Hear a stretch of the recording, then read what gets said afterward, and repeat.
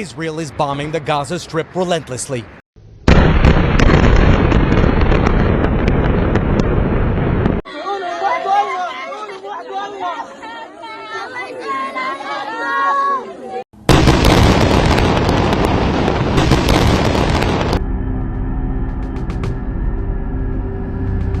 नमस्कार दोस्तों, मैं हूं शाहिद और आप देख रहे हैं एयरिंग विद शाहिद। वीडियो को लाइक करिए, चैनल को सब टाइम जो ज्यूज को जेविश लैंड प्रॉमिस की गई थी उसी का फलसफा उनको 1948 में यूएन के एक डिक्लेरेशन के थ्रू मिलता है।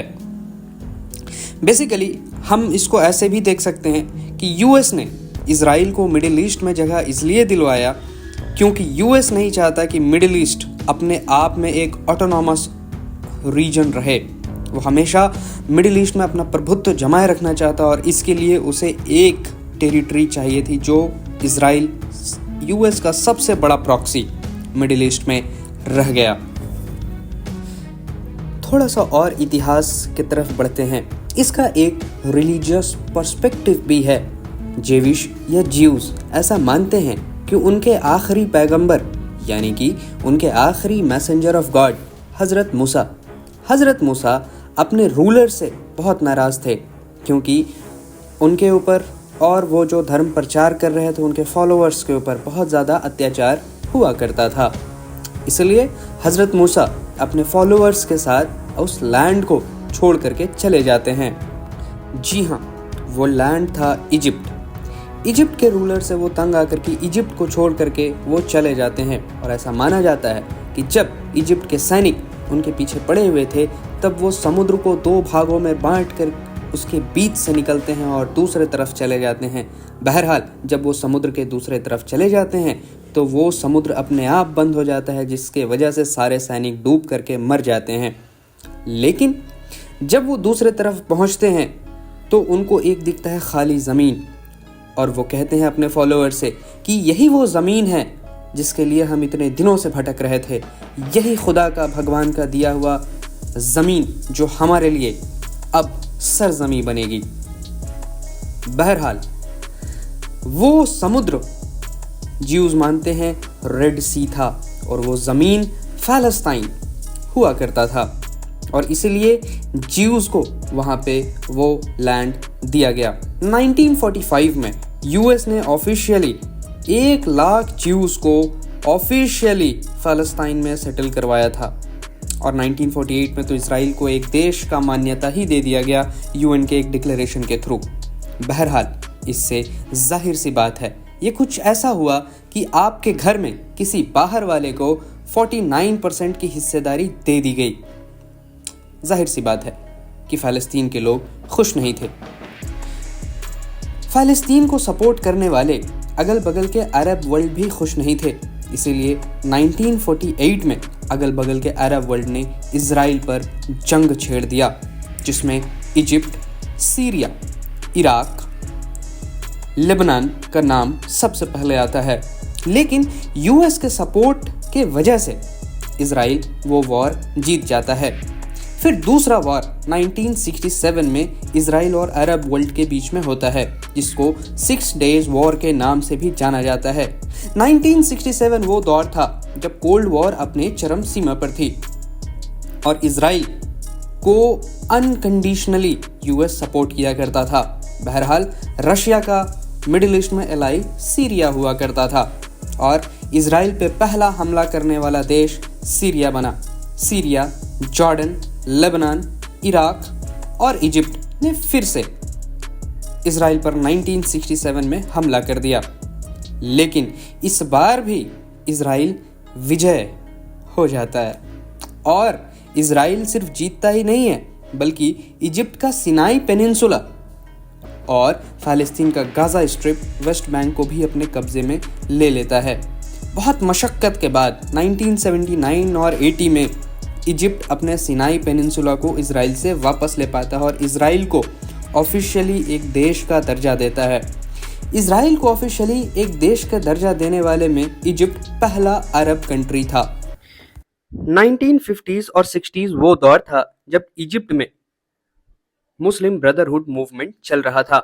इसके तहत इजिप्ट के लोगों ने एक मास मूवमेंट कैरी ऑन किया जिसमें वो लोग मानते थे कि वेस्टर्न चूजों ने उनके समाज को, उनके कम्युनिटी को करप्ट कर दिया है। चूंकि इजराइल ने फ़लस्तीन के बहुत सारे एरिया कब्जा रखे थे, इसलिए इस ब्रदरहुड का इफेक्ट फ़लस्तीन के लोगों पर भी पड़ता है और 1987 में जन्म होता है हमास का। बहरहाल इससे पहले वहाँ पे एक पॉलिटिकल पार्टी थी जिसका नाम था फ़लस्तीन लिबरेशन ऑर्गेनाइजेशन, PLO।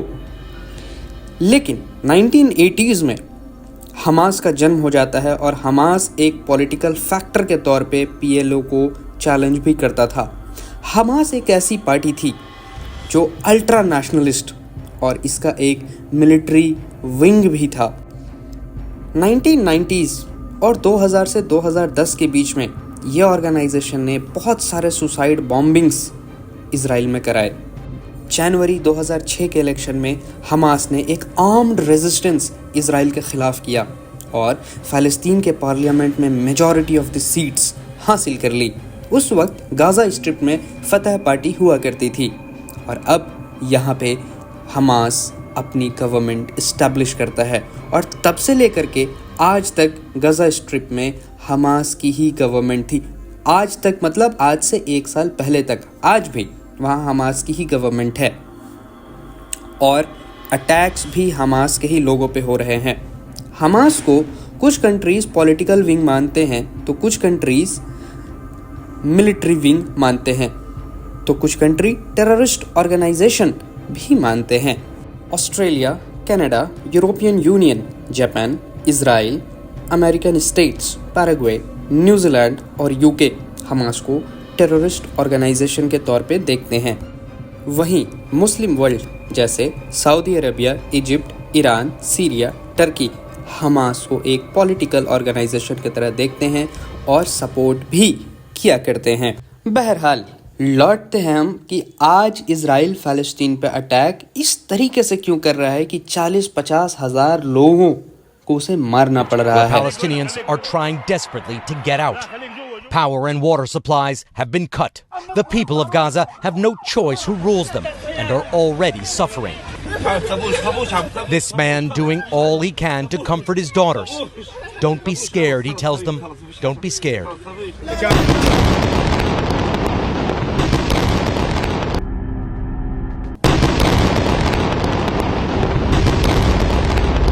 चलिए हम 1 साल पीछे लौटते हैं। अक्टूबर 7, 2023। अक्टूबर 7, 2023 को हमास के कुछ सोल्जर्स इजराइल में आते हैं और 1200 लोगों को जान से मार देते हैं और 200 से ज़्यादा लोगों को बंधक बना करके यानी कि एज हॉस्टेजेस इजराइल से गाज़ा की तरफ ले जाते हैं। इजराइल इस पर रिटेलिएट करता है और कहता है कि हमारे बंधकों को नहीं छोड़ा तो हम रिटेलिएट करेंगे और गाज़ा को ख़त्म कर देंगे। इजराइल के प्रधानमंत्री ने ये कहा था, आपकी स्क्रीन पर सुनिए। इजराइल के नागरिक हम एक जंग में हैं, किसी ऑपरेशन में नहीं बल्कि एक जंग में हैं। आज सुबह हमास ने एक मर्डरस सरप्राइज अटैक किया है हमारी स्टेट पर और आज सुबह से मैं सिक्योरिटी डिपार्टमेंट के हेड के साथ मीटिंग कर रहा हूँ। मैंने उन्हें ऑर्डर दिया है कि उन कम्युनिटीज के साथ सहानुभूति रखें जिस पर टेररिस्ट ने अटैक किया है। ये अभी किया जा रहा है। एट द सेम टाइम मैंने ऑर्डर दिया है कि हमारे रिसोर्सेस को व्यापक तौर से मोबिलाइज करो और दुश्मनों को एक अच्छा सबक सिखाओ। उन्हें इसका मूल्य चुकाना पड़ेगा।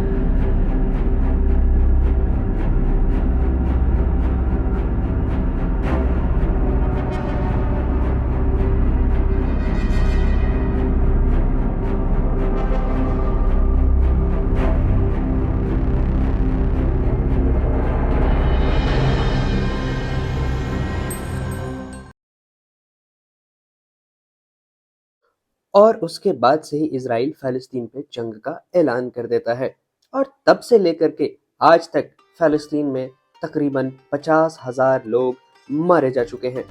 हमास की जिक्र हो ही रही है तो हिजबुल्लाह को कैसे पीछे छोड़ सकते हैं। ये लेबनान बेस्ड एक ऑर्गेनाइजेशन है जिसे कुछ लोग एक पॉलिटिकल ऑर्गेनाइजेशन मानते हैं तो कुछ लोग एक मिलिट्री विंग और कुछ लोग टेररिस्ट ऑर्गेनाइजेशन। ये नाम सेम वही है जो हमास में थे। हिजबुल्लाह का मकसद इजराइल को खत्म करना है। हिजबुल्लाह और हमास दोनों को ईरान का बैक सपोर्ट मिलता है। ऐसा कहा जाता है कि ये ईरान के ही प्रॉक्सीज हैं, लेकिन भला ईरान ऐसा क्यों करना चाहेगा? ईरान और इजराइल 1990 के पहले एक फ्रेंडली रिलेशन इंजॉय करते थे, लेकिन सोवियत यूनियन के टूटने के बाद ईरान फ़लस्तीन को सपोर्ट करने लगा, यानी कि हमास को सपोर्ट करने लगा। हमास को क्यों सपोर्ट करने लगा अचानक से? क्योंकि हमास एक सुन्नी ऑर्गेनाइजेशन है और ईरान एक शिया कंट्री। हमास को सपोर्ट करने के पीछे ईरान का मकसद ये था कि वो सुन्नी वर्ल्ड में ज़्यादा से ज़्यादा एक्सेप्टेंस प्राप्त कर सके। और आज के टाइम पे समय ये है कि इजराइल ईरान को एक एग्जिस्टेंशियल थ्रेट मानता है और ईरान की दुश्मनी इजराइल से जग जाहिर है। लेकिन ईरान ऐसा क्यों कर रहा है? इसके बहुत सारे पर्सपेक्टिव्स हैं।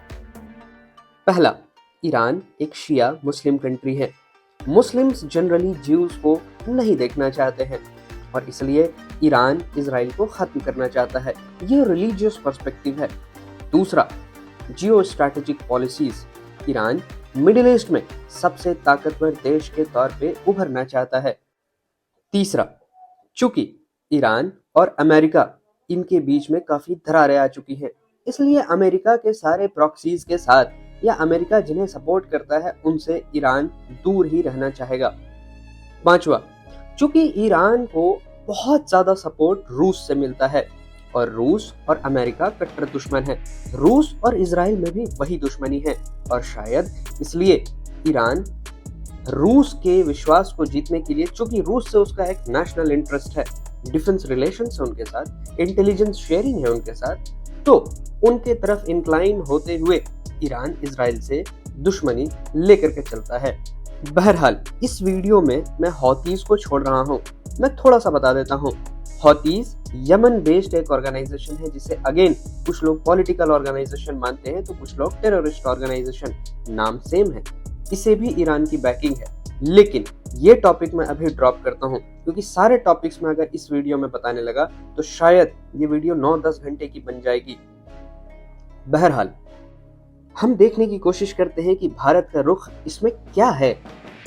बहुत सारे वीडियोस देखने के बाद, बहुत सारे कमेंट्स पढ़ने के बाद मुझे ऐसा लगा कि कुछ लोग या तो अल्ट्रा ईरान हैं और कुछ लोग अल्ट्रा इजराइल। कुछ लोग ईरान को ब्लाइंडली सपोर्ट कर रहे हैं तो कुछ लोग हमास को ब्लाइंडली सपोर्ट कर रहे हैं, वहीं हिजबुल्लाह को वही लोग सपोर्ट कर रहे हैं और कुछ लोग ब्लाइंडली इजराइल को सपोर्ट कर रहे हैं।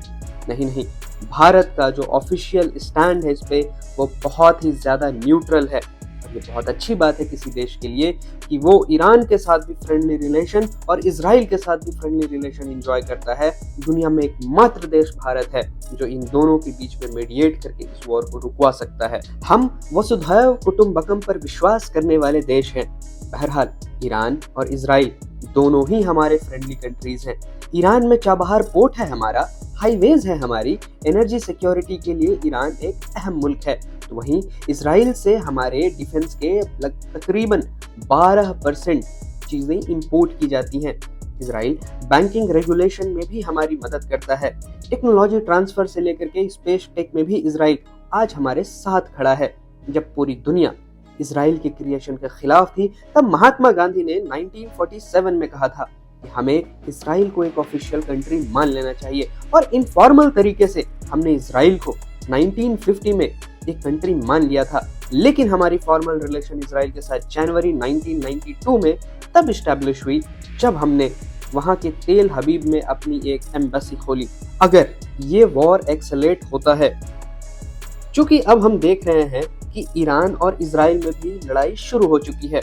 ईरान ने आज से कुछ दिनों पहले तकरीबन 200 मिसाइलें इजराइल पर दे मारा था और वो इसलिए क्योंकि इजराइल ने हमास के पॉलिटिकल लीडर हानिया की हत्या तेहरान में की थी। जब तेहरान के नए प्रधानमंत्री पेशकेव के शपथ ग्रहण में वो गए थे, ये ईरान के लिए एक बहुत ह्यूमिलेटिंग चीज थी कि उनके राजधानी में आकर के उनके इनवाइटेड गेस्ट को इसराइल ने मार दिया और इसके रिटेलिएशन में ईरान ने 180 मिसाइल दाग दिए थे इसराइल पर।